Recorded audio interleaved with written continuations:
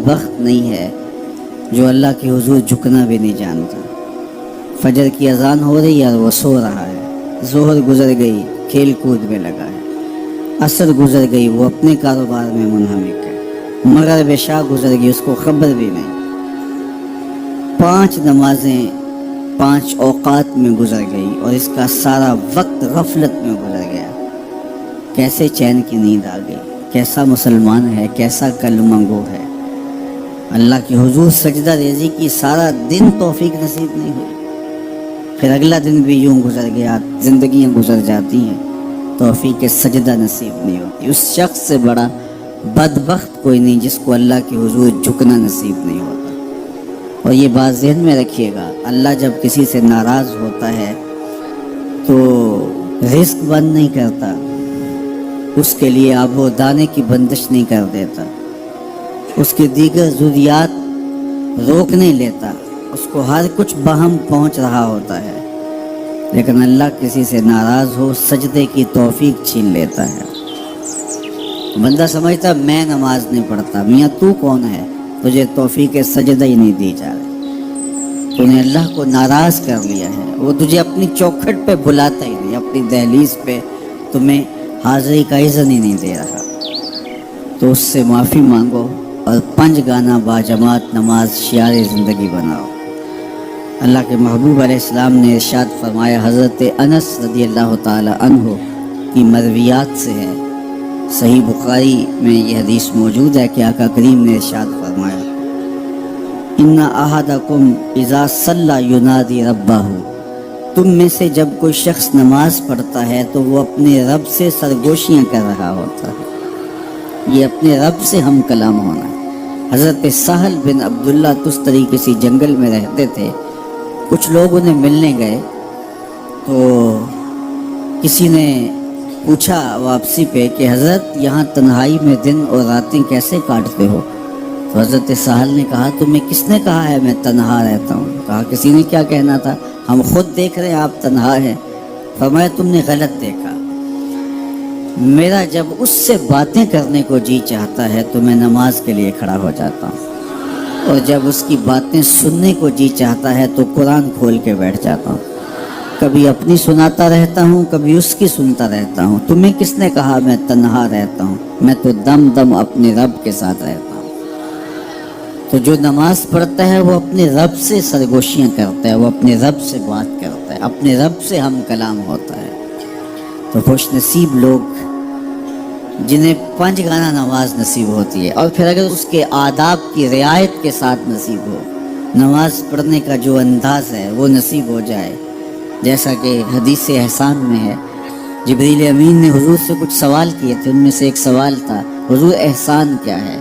تو فرمایا تو اپنے رب کی عبادت اس طرح کرے کأنک تراہ، گویا تو اسے دیکھ رہا ہے، یہ تیری کیفیت ہو کہ تو اپنے رب کا دیدار کر رہا ہے۔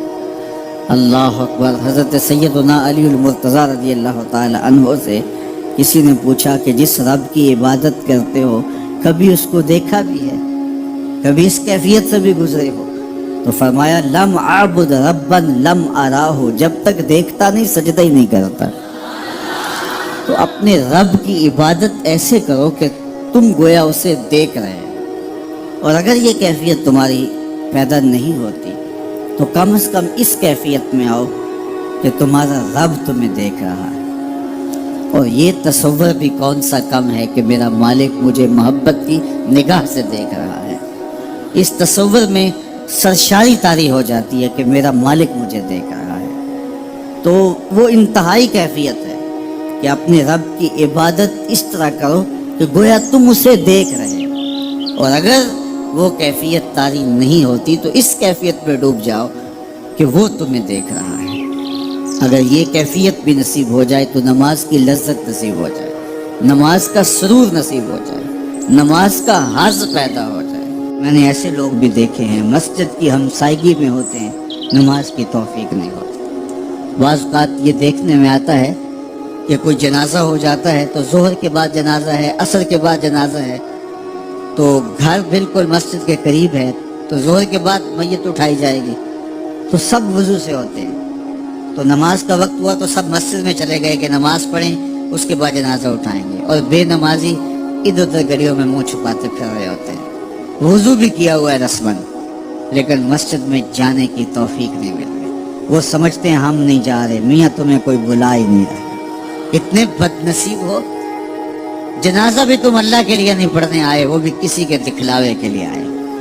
وہ تو فرض کفایہ ہے اور یہ نماز فرض عین تھی، اور یہاں اللہ کا بلاوا آیا، اس کے لیے اذان کوئی نہیں، اس کے لیے اذان ہے، اور تم یہاں اذان سننے کے باوجود بھی مسجد کے باہر گھوم رہے ہو بہانے بہانے، کبھی ادھر جا رہے ہو کبھی ادھر جا رہے ہو، اور نمازی مسجد کا رخ کر رہے ہیں۔ تو یہ کتنی بد نصیبی ہوتی ہے کسی شخص کی کہ مسجد کی ہمسائیگی میں بھی رہتا ہو اور مسجد کے قرب میں کھڑا ہو، اسے نماز کی توفیق نہ نصیب۔ تو یہ اس کی طرف سے توفیقات نصیب ہوتی ہیں۔ میں ایک بات سنایا کرتا ہوں کہ لاہور جب بڑی چہل پہل ہوا کرتی تھی ہمارے ریلوے اسٹیشن پہ، تو بہت سارے لوگ ریلوے کے ذریعے آیا کرتے تھے، تو وہاں کلیوں کی قطاریں ہوا کرتی تھی۔ ایک بوڑھا کلی، ٹرین کا وقت ایسا تھا کہ وہ رکی آ کے، تو اس نے کسی کا سامان اٹھایا، تو میکلوڈ روڈ پہ جانا تھا، تو راستے میں نوری مسجد پڑتی ہے، تو اس نے کہا قریب آ کے کہ بابو جی میری نماز اثر رہتی ہے، تو ذرا 2 منٹ کے لیے رکیے میں نماز پڑھ لوں۔ تو اس نے کہا ٹھیک ہے، سامان رکھا اور بابا جی اندر نماز پڑھنے چلے گئے۔ نماز ذرا اعتدال کے ساتھ پڑھتے تھے، رکوع و سجود اچھے طریقے سے کرتے تھے، اور یہ بار بار ٹائم دیکھتا ہے اور کبھی اندر جھانکتا ہے، تو بابا جی ابھی رکوع میں ہیں، کبھی سجدے میں ہیں، کبھی قیام میں ہیں۔ یہ کہتا ہے کہ میں مصیبت میں پھنس گیا کہ بابا جی نماز نہیں چھوڑ رہے۔ خیر بابا جی نے سلام پھیرا، ان کو تسبیحات فاطمہ پڑھنے کی عادت ہوئی تھی، وہ تسبیحات پڑھنے لگ گئے، تو اس کا پیمانہ صبر لبریز ہو گیا۔ وہ جہاں جوتے اتارتے تو وہاں جا کے اندر جھانک کے کہتا بابا آ بھی جا، تینوں کیڑی شے باہر نہیں آن دیں دی۔ تو بابے نے یوں پلٹ کے دیکھا اور مسکرا کے کہا پتر جڑی شے تینوں اندر نہیں آن دیں دی۔ وہ نہ بلائے تو بندہ قرب میں بھی کھڑا ہو تو اندر نہیں جا سکتا۔ اللہ سے توفیق مانگو کہ ہماری نسلوں میں بھی کوئی بے نمازی ہو، 5 گانا نماز کی عادت زندگی میں رچ بس جائے، ہماری اولادیں بھی رب کے حضور سجدہ ریز ہونے والے ہیں۔ قیامت کے دن جب حکم ہوگا کہ اللہ کو سجدہ کرو، بے نمازی اس دن تو چاہیں گے سجدہ کریں، آج کوئی نماز پڑھتا یا نہیں پڑھتا، اس دن تو ہر کوئی چاہے گا کہ آج سجدہ